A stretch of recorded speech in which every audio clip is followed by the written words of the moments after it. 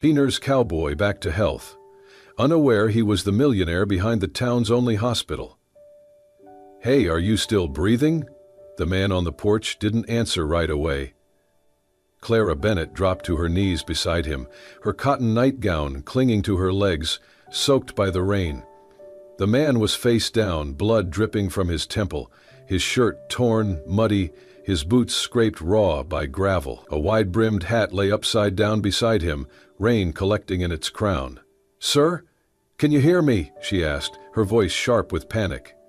His fingers twitched. Then slowly, painfully, he rolled to his side. Rain ran down the sharp line of his jaw, washing away some of the dried blood. He blinked at her, pupils dilated but focused. His lips moved, barely forming words. "Do not call the cops." Clara froze. "What?" "You need a hospital. No, just one night, please." She looked around. The woods beyond the barn were quiet, but not in a peaceful way. Quiet like something was holding its breath. She heard it, the low growl of an engine rolling through the trees. Lights flickered in the distance, dancing between pine trunks. "Who's after you?" she whispered. He winced. "You do not want to know?" Clara stood up, heart pounding. She grabbed his arm, pulling him up with more strength than she knew she had. "You have to move now." "I can't." "You can and you will." With his arm slung over her shoulder, they limped across the wet gravel yard to the back of the barn. She struggled to open the hatch beneath the old horse trough, revealing a hidden cellar, originally used for storing feed during storms. "Get in," she hissed. He looked at her, stunned. "Do you want to die on my porch or live to see sunrise?" With a pained grunt, he dropped into the hole just as headlights crept around the bend toward her property. She slammed the wooden hatch shut and yanked an old tarp over it. She took a breath, wiped her hands on her soaked dress, and walked to the front of the barn just as a black pickup rolled into her yard. 3 men got out, broad shoulders, dark jackets, eyes that scanned like predators. "Evenin', ma'am," said the driver, stepping forward with a polite smile that didn't reach his eyes. "Sorry to bother you so late. We're looking for someone. Might have come limping through here." Clara narrowed her eyes. "This is private property." "Right," he said, still smiling. "Just askin' if you seen a man in a cowboy hat, about 6'1", bleedin'. Ran off after he started a little trouble." Clara crossed her arms. "No one's come by here." "You sure about that?" another man asked, circling toward the barn. She stepped forward, voice rising. "I said I haven't seen anyone. I live here alone, and I do not take kindly to strangers walking around my land." The first man raised his hands in mock surrender. "No offense meant, ma'am, just doing the bit of local patrol. I'll call the sheriff if you do not leave right now." The 3 men exchanged a look. Then, just as quickly as they had appeared, they turned back toward the truck and drove off. Clara waited until their tail lights disappeared beyond the trees before she sprinted back to the barn. She threw off the tarp and opened the hatch. "They're gone," she whispered. "Come on, we have to get you inside." Wyatt Carter groaned but managed to climb up with her help. By the time she got him into the living room, he was pale, shaking, and mumbling nonsense. She laid him down on the couch, then dashed to the bathroom. She rummaged through drawers, pulling out gauze, pads, alcohol, bandages, whatever she could find. She came back with a bowl of warm water and a towel, heart thudding against her ribs. "I am not a nurse," she said aloud, more to herself than to him. "So you better not die on me, cowboy." She began to clean the gash on his head, biting her lip every time he winced. "Sorry, sorry." He didn't respond, just closed his eyes, his jaw clenched. "This might sting," she whispered before pressing alcohol to the cut near his rib cage. His whole body tensed. Then he exhaled slowly, whispering, "It already does." She tried to smile, but it faded quickly. "You're lucky I found you first." His eyes opened, softer now. "Maybe. You're the unlucky one." Clara paused, the cloth in her hand soaking red. "Why are they after you?" "I made powerful enemies." "Drugs? Gambling?" "Truth," he whispered. "I told the truth. Wrong place, wrong time." Clara stared at him. There was a steadiness in his gaze, despite the pain. Something deep, old, and broken. You need rest. We can talk in the morning. I will be gone by then. No, she said firmly. You are not going anywhere until I say so. He chuckled once, a dry, aching sound. You are very persuasive, Miss Bennett, Clara Bennett. He nodded once before closing his eyes again. Clara sat beside the couch for a long moment, staring at the fire she had just lit in the hearth. Her hands trembled as she reached for a blanket to cover him. Everything in her mind screamed to call the sheriff, to report an injured man with unknown intentions hiding in her home. But something stronger pushed back, a quiet voice inside her that whispered, "He is not the monster here." She stood slowly, watching him breathe, shallow but steady. Clara knew what she had to do. She turned off the porch light, locked the door, and stayed by the couch all night, just in case the shadows came back. The storm had passed by morning, leaving the world soaked and quiet. Mist hung low over the pasture, wrapping the trees in a ghostly fog. Inside the cabin, Clara moved with caution. She was no longer acting on adrenaline. Now came the second guessing. What if she had just harbored a fugitive? What if those men came back? What if he died on her couch? She carried a tray of hot tea and toast into the living room. Wyatt was still unconscious, his face turned toward the back of the couch, his chest rising and falling in slow, steady breaths. At least that was something. She set the tray on the coffee table and pulled the blanket higher over him. "Hey," she said softly, crouching beside him. "Are you awake?" No response. She reached for his forehead. Warm. Too warm. "You have a fever." She went to the bathroom again, this time finding an old thermometer and some over-the-counter painkillers. She cursed herself for not keeping a better first aid kit. When she returned, he was stirring. His brow furrowed, his lips parting. "Daniel." Clara froze. That name again, the same he had mumbled during the night. She placed the thermometer between his lips before he could speak again. He squinted at her, confused. "You have a fever," she said, forcing calm into her voice. "And you're not going anywhere." He didn't argue, just let her check his temperature, 180.1. "You need antibiotics, a hospital." "No," he rasped. "They will find me." "I think they already did. You are lucky I lied for you." He shifted slightly, winced, and met her eyes. "Why did you?" Clara didn't answer right away. She looked at his face, bruised, battered, and still carrying a kind of stubborn dignity. "I do not know," she admitted. "But I guess I saw something in your eyes. Fear, maybe. Or desperation. Or maybe it was how you looked at me, like I was your last chance." He smiled faintly. "You were." She felt a rush of something strange, gratitude maybe, or danger. It made her stand quickly. "Well, if I am your nurse now, let's hope I do not kill you by accident." "I have had worse." Clara shook her head, trying not to smile.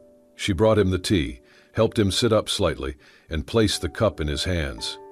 "What is your name?" she asked. He hesitated. "Wyatt." "Last name?" "Just Wyatt." Clara raised an eyebrow. "Fine, just Wyatt. At least tell me what happened to you." He took a sip of the tea, then sighed. "Some men do not like loose ends." "That's vague and terrifying. I wish it were more poetic." Clara sat across from him, arms crossed. "You said something about the truth, about telling it at the wrong time. What does that mean?" Wyatt did not speak for a long while. His eyes drifted toward the fireplace, the flames flickering quietly. "I tried to expose something. They shut me up. And now they want to finish the job?" He nodded. She leaned forward, her voice firmer now. "Look, Wyatt, I do not know who you are, but if I am risking my neck for you, I need more than cryptic sentences. What did you expose?" His lips tightened. "A cover-up. In a place where people are supposed to be safe, a hospital?" He looked up, startled. She blinked. "You said something in your sleep. Daniel and Drake Memorial. That is our hospital. Well, used to be. It is private now." Wyatt stared at her, saying nothing. "That is it, isn't it?" Clara said. You are connected to that place somehow. He set the cup down carefully. Do you really want to know? I think I need to. Wyatt leaned back, grimacing slightly. Not today. Clara wanted to push further, but something in his tone told her to stop. She sighed, rubbing her temples. All right, she said, but if men with guns show up again, I expect answers. I will not let them hurt you. She studied him. You say that like it is a promise you have made before. I have. The room fell into silence. The fire crackled softly. Outside, birds were beginning to sing again, as if the world had already moved on. Clara stood and pulled the curtains closed. She turned back to Wyatt, who looked smaller now in the glow of morning, not weak, just human. I'll make you some soup. It is the only thing I can cook that won't kill you. He gave a half smile. That is a good start. As Clara walked to the kitchen, she realized her hands were still trembling, but her heart, for some reason, had steadied. She did not know who Wyatt really was, not yet, but something told her that this man, this bleeding stranger on her couch, was about to change everything. 2 days passed. Wyatt was healing, slowly. The swelling on his jaw had gone down, the bruises fading from deep purple to dull yellow. Clara had helped him move to the spare room, though he insisted on limping around the porch, breathing the pine-heavy air, insisting the movement helped clear his head. She let him, though she kept a wary eye on the horizon every evening. She still had no clear answers. He remained evasive, polite, but guarded. He ate what she made, thanked her without fail, even offered to chop some firewood when his strength returned enough to lift an axe. He was, in many ways, the perfect guest, but he was also a man shaped by shadows. One morning, Clara found him outside tending the fence line, using spare wire and a pair of rusted pliers. You do not need to work, she called from the porch. Wyatt looked over his shoulder, his eyes squinting against the rising sun. Not much else to offer but muscle, he said. You could offer your real name. He smiled but did not answer. Clara sighed.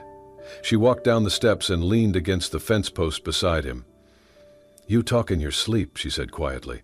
I know. You keep saying Daniel. And something about, they knew the dosage was wrong. What was that? Wyatt's hands froze on the wire. For a long moment he said nothing. Finally he spoke, voice low. Daniel was my brother. Clara blinked. Was? He died in a hospital. Not because of an accident, not because the illness was too strong. He died because someone cut corners and lied about it later. She stared at him. Drake Memorial? Wyatt nodded once. Were you a patient there too? No. He met her eyes. I built it. Her breath caught. Before she could respond, the morning silence shattered. The guttural roar of engines tore across the open fields. They both turned sharply. Beyond the fence line, 3 black trucks barreled toward them, wheels churning up thick clouds of dust, sunlight glinting off their metal frames like hungry predators closing in. Clara's breath caught. Wyatt dropped the pliers, his body stiffening, jaw clenching. Inside, now, he snapped. Voice like a whip crack. You're not going out there alone, she protested. I'm not giving them another shot at you. I'm not the one they want. You will be if they think you're with me. Already one of the men had spotted them, his arm thrusting out the window, pointing directly at them. Go! Wyatt barked again. Clara spun on her heel, bolting, not for the house, but for the barn. She hurled herself behind the heavy door, heart pounding in her ears. Peering through the crack, she saw Wyatt in one fluid motion swing himself onto the back of a nearby mare. No saddle, no bridle, only raw instinct and desperate urgency. He slammed his heels into the mare's sides. The horse shrieked and lunged forward. Wyatt clung tight, the reins whipping wildly as they exploded across the open field. The trucks tore through the outer fence, splinters flying like shrapnel, tires screamed against the earth, engines howling with rage. A sharp crack rang out. One of the men had fired a warning shot. Clara gasped, ducking instinctively, her fingers digging deep into the splintered wood. Wyatt hunched low over the mare's neck, whispering something only the horse could hear. Together they thundered down the slope, hooves pounding the ground, water spraying in silver arcs as they crashed through the shallow creek. The trucks fishtailed behind them, skidding over the muddy banks, their tires spitting rocks and dirt into the air. In the lead truck, a man leaned out, the revolver glinting coldly in the sunlight. Travis Blackwell. Wyatt's eyes cut sharply to the woods ahead. No hesitation. He yanked the reins hard. The mare veered sharply, muscles straining, and plunged into the dense trees. Fog twisted between the pines, cloaking them like a living thing. Within seconds, Wyatt vanished into the mist. The trucks skidded to a halt at the forest's edge, metal groaning. Doors slammed open, boots hit the ground. They went in on foot, guns drawn, voices barking orders. Clara stood paralyzed, her breath ragged, her heart beating so loud she was sure they could hear it. 10 minutes. 20. Then, a sharp, raw cry tore through the valley. Without thinking, Clara ran. Branches clawed at her face, mud sucked at her boots, but she didn't stop. She tore through the woods, up the slippery slope, and there they were. In a clearing choked with mist and broken branches, Wyatt stood alone. Blood streaked his temple, his shirt torn and muddied. One of the attackers writhed on the ground, clutching his ribs. The other two stalked toward Wyatt, guns drawn. 3 against 1. Wyatt didn't flinch. With a primal roar, he launched at the nearest man, tackling him so hard they both smashed into the mud, fists flying. Grunts, curses, the thud of bodies hitting earth. But behind him, click. "Enough," Travis growled, his voice low and deadly.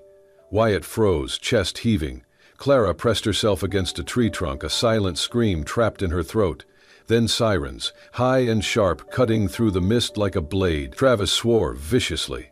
The men scrambled, dragging their wounded companion, sprinting through the trees toward the trucks. Engines roared back to life. Clara stumbled forward, her legs trembling. Through the fog, flashing blue lights slashed the air. 2 patrol SUVs skidded to a halt, deputies leaping out with weapons drawn. Wyatt, battered and bloodied, dropped to his knees, hands raised. The older deputy with the gray beard narrowed his eyes, then slowly lowered his rifle. "Son of a gun," he muttered. "That really is Wyatt Carter." Clara's world tilted. Carter? As in Carter Memorial Hospital? She staggered closer, seeing Wyatt clearly now. No defenses left. No more secrets, only truth, raw and undeniable. Clara stood frozen as the name echoed in her head. Wyatt Carter.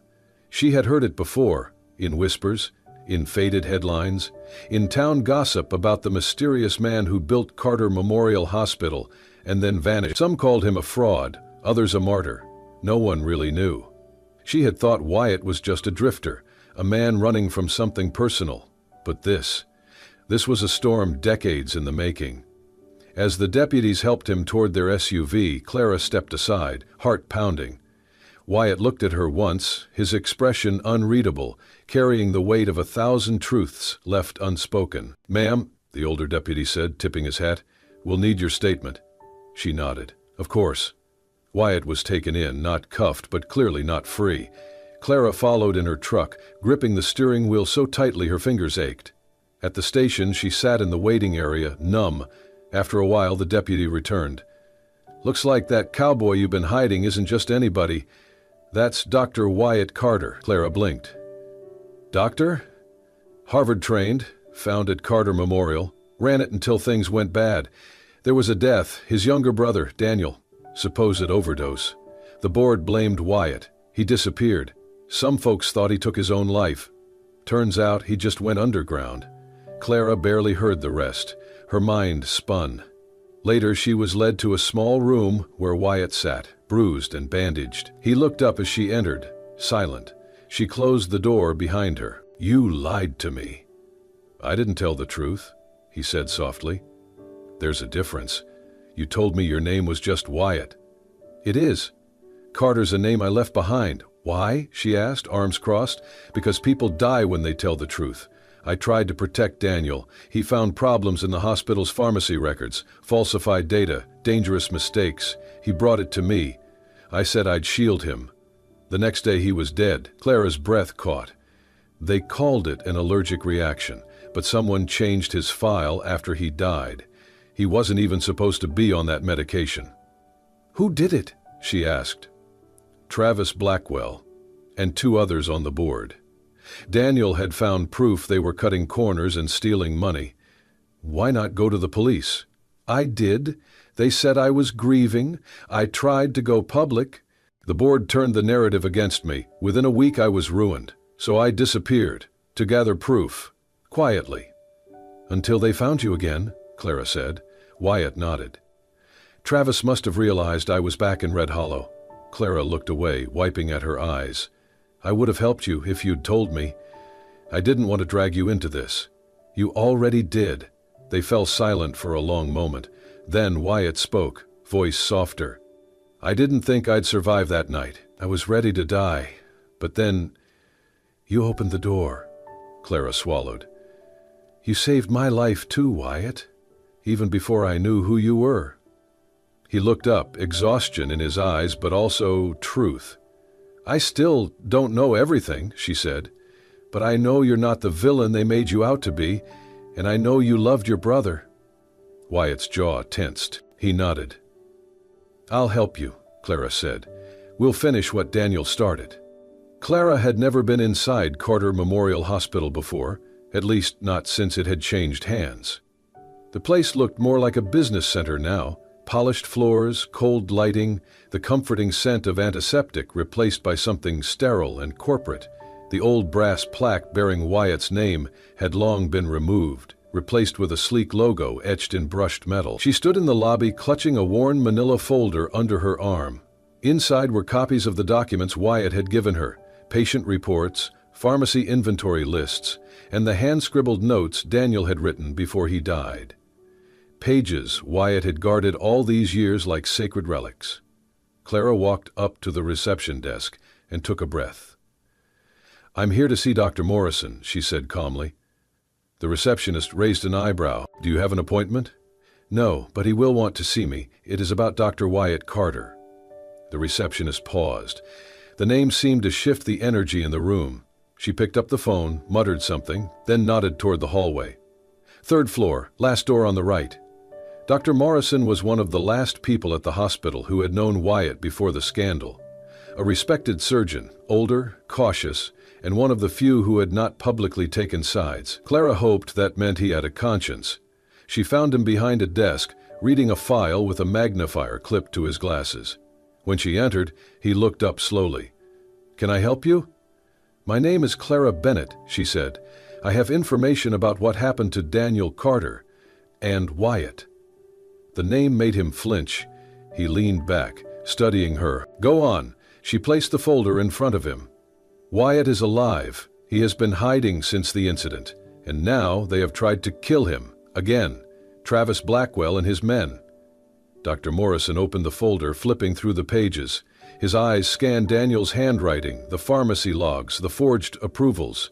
She watched as his expression changed, from indifference to disbelief, and finally to a quiet, growing horror. "I always knew something was wrong," he muttered. Daniel was careful, brilliant. He double-checked everything. The allergy note in his chart, it was missing the day after he died. Clara sat down across from him. "Wyatt needs someone to verify this, someone who still has credibility." Dr. Morrison looked at her. "And you?" "I am not a nurse. I am not a doctor. I am just a woman who found a bleeding man on her porch and decided not to let him die. I did not know who he was, but now I do, and I believe him." He studied her for a moment, then nodded slowly. "I kept copies of the old staff reports. The board forced us to destroy everything, but I had already saved them. I never knew why, but maybe this is why." Together they sifted through files, piecing together old rosters, medical logs, and emails. Clara's heart pounded as the picture formed, clear patterns of tampering, false signatures, reissued prescriptions that had never been administered. Every page confirmed Wyatt's story. When she returned to the station that evening, Wyatt was sitting on the same cot, reading a tattered paperback someone had brought him. She walked in and dropped the updated folder on his lap. "Dr. Morrison remembers," she said. And he has proof. Wyatt blinked, stunned. He helped you? He believed me, and he believes you. He exhaled, leaning forward, flipping through the papers.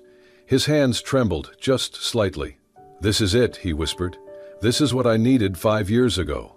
Clara sat beside him. Then let us make sure it does not get buried again. They spent the next few hours working together, Wyatt guiding her through names, dates, connections.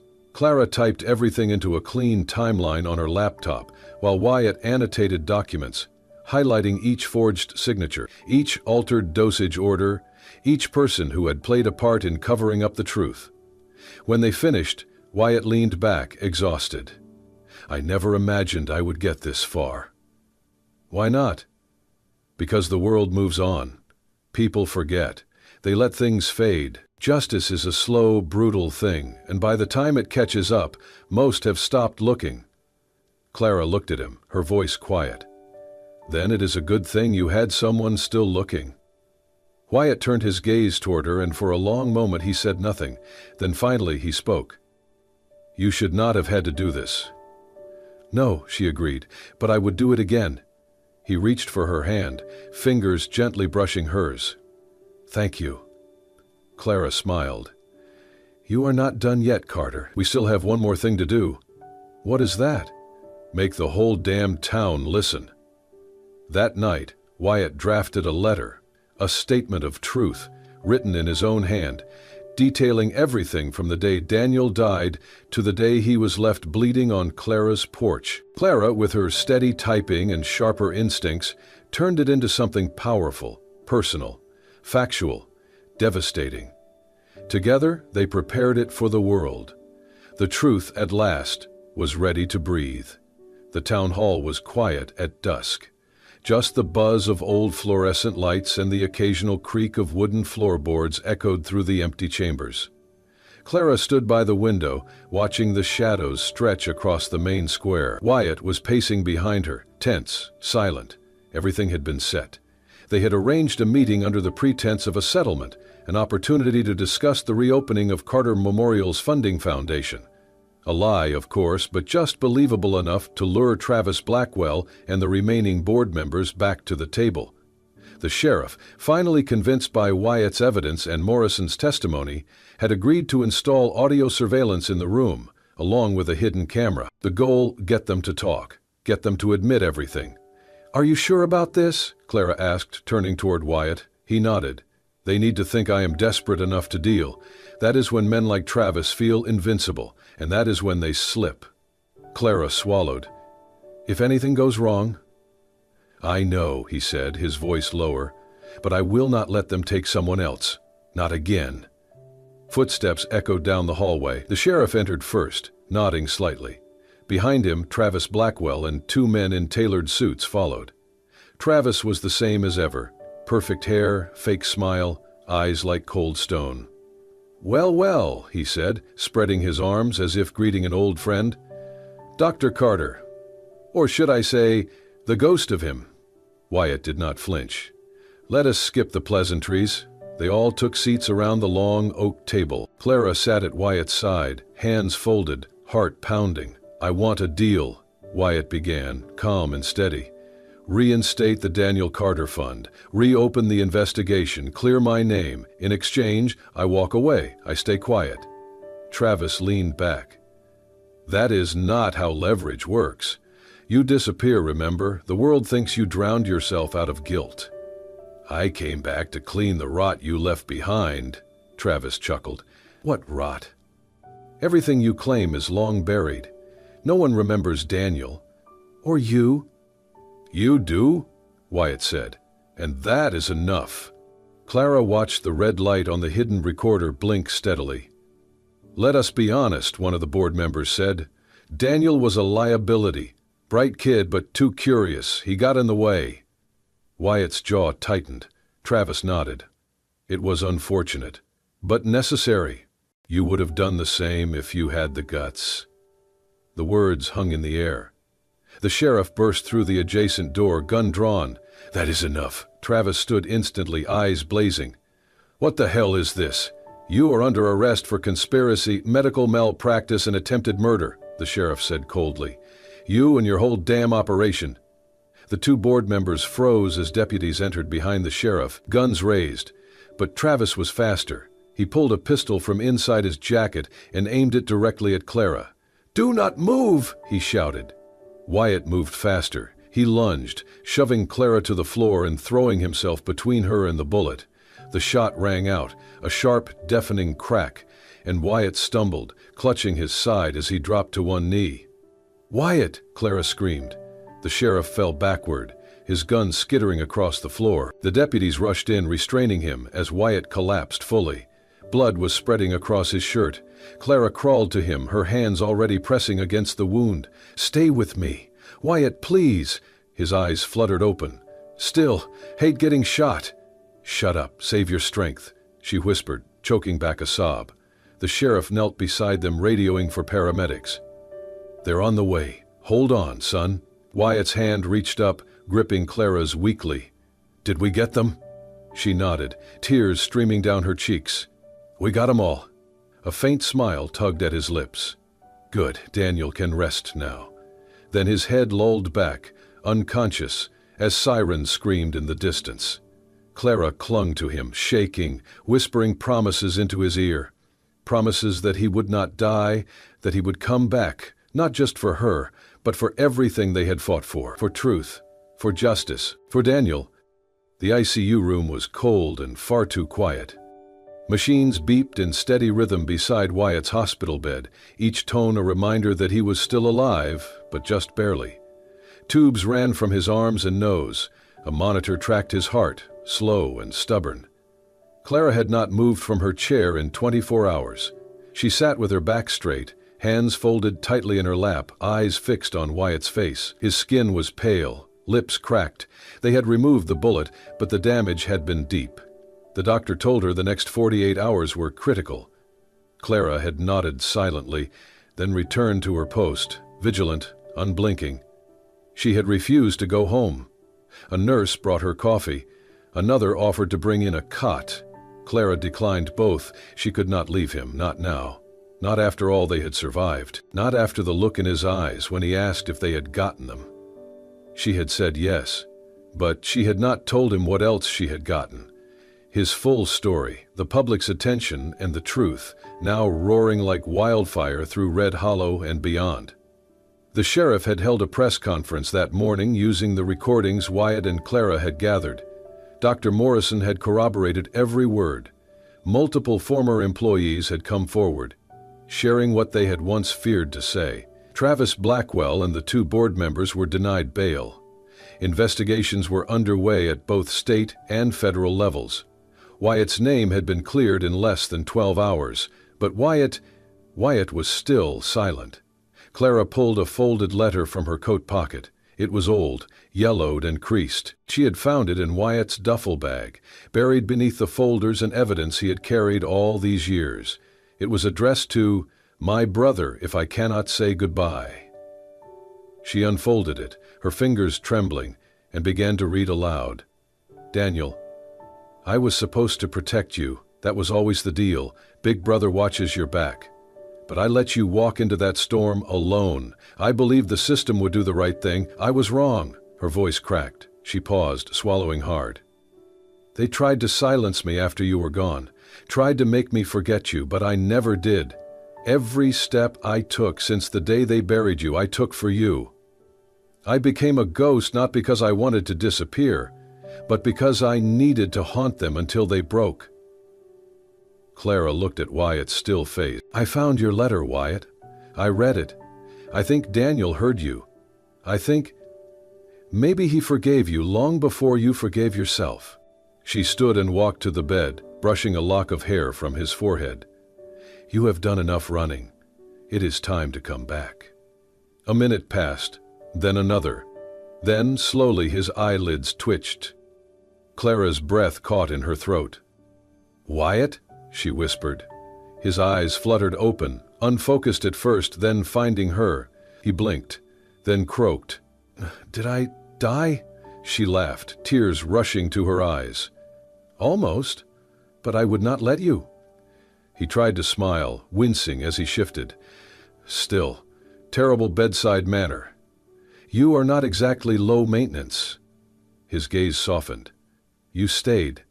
I told you I would. A long silence passed. Then, in the quiet hum of machines and low hallway sounds, Wyatt whispered, "Is it over?" "Yes," she said, nodding. "It is over. You are free." Wyatt looked away for a moment. "I do not know what to do now. I spent so long fighting. I do not know how to live." Clara leaned forward, took his hand. "You start small, one day at a time, maybe with coffee, and a sunrise, and someone who refuses to give up on you." His fingers closed gently around hers. "I do not deserve that," he murmured. "Yes, you do. Not because of who you were, but because of who you became." His eyes glistened. "I used to dream about getting justice," he said. "But it never looked like this. It never looked like you." Clara smiled, her thumb brushing his knuckles. "Then maybe it is time to stop dreaming and start living." He nodded faintly, exhausted, but with something else in his expression now. Peace. Clara leaned in, pressing a soft kiss to his forehead. "You came back, Wyatt. That is all that matters." And for the first time in years, Wyatt Carter closed his eyes, not to escape the world, but to finally rest in it. Safely, beside the one person who had refused to let him go. 3 weeks later, Carter Memorial Hospital reopened its doors, not for an emergency, but for a celebration. The parking lot buzzed with life. News vans lined the curb. People gathered, not out of fear, but for something Red Hollow had not felt in years: hope. A new banner draped the entrance, deep blue and bold. Daniel Carter Healing Center. In honor of a brother's legacy. Wyatt stood at the podium, dressed simply in a white shirt and jeans, his boots still scuffed from the journey that brought him back. Beside him stood Clara, serene in a sundress, hands gently clasped. "My name is Dr. Wyatt Carter," he began, "and for a long time I vanished, believing silence was the only way to protect my brother's name. But silence only made the injustice grow louder." He glanced at Clara, her eyes meeting his with quiet pride. "I'm no hero," he continued. "I'm here because one person refused to let me give up. Today, we don't rebuild what was lost. We build what should have always been. A place of healing. A place for Daniel." The crowd erupted in applause. Some cheered, others wept. Clara reached for his hand. Later they strolled the newly renamed halls. A mural of Wyatt and Daniel greeted visitors, drawn from an old photo, bathed in sunlight. Clara wore a new badge, Director of Community Outreach. "Director?" Wyatt teased. "If I'm going to keep you out of trouble, I might as well get the title," she said. He smiled, wincing slightly. Though his ribs still ached, the pain had faded into something bearable, like the past itself. "I never thought I'd come back." "Why did you?" she asked. He paused at the mural. "Because Daniel deserved more than my silence, and you deserved more than a goodbye." "You gave us both everything," she said. "Now the rest is yours." He looked at her, his voice soft. "I want more than this center, Clara. I want a life. With you." "You already have it." As sunset approached, Clara's eyes wandered toward the hills. "You still have that horse?" Wyatt grinned. "Always." They left the hospital as the last golden light spread across the valley. At the ranch, 2 horses waited, Wyatt's old companion and another saddled beside her. Clara smirked. "You planned this." "I hoped you'd say yes." They rode together into the open fields, wind brushing their cheeks, thistles dancing in the breeze. The same ridge where Wyatt had once fallen now carried him home, not as a fugitive, but a man restored. "This is where you almost died," Clara said. He nodded. "But it became the place I came back to life." They crested the hill, looking out over Red Hollow. The hospital's new sign glowed in the distance, catching the fading light. Wyatt slowed his horse and turned to Clara.